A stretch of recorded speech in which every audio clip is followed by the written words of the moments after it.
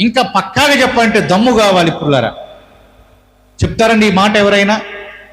అన్ని కోల్పోయిన తర్వాత ఆయనకే స్తుతి కలుగును గాకానాలంటే ఎంతో దమ్ము ధైర్యం మనలో ఉంటేనే కానీ ఆ మాట మనం చెప్పలేం. ఏబు గారిలో మాత్రము ఆ ధైర్యము పుష్కలంగా ఉందండి. దేవునికి స్తోత్రం కలుగును గాక. పుష్కలంగా ఆ ధైర్యం ఉంది.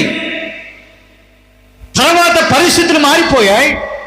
రోగాల పాలైపోయాడు. శరీరం అంతా కృషించిపోయినటువంటి స్థితిలో యజమానురాలు కూడా వచ్చి ఆమె చెప్పినటువంటి మాటను బట్టి ఏబు గారు చెప్పినటువంటి ఒక మాట సమస్త మానవాళికి ఒక గొప్ప ఆదర్శముగా ఉంది పుల్లారా. సమస్త మానవాళికి ఏబు గారు చెప్పినటువంటి మాట ఒక క్రైస్తవులకు మాత్రమే కాదు పుల్లారా.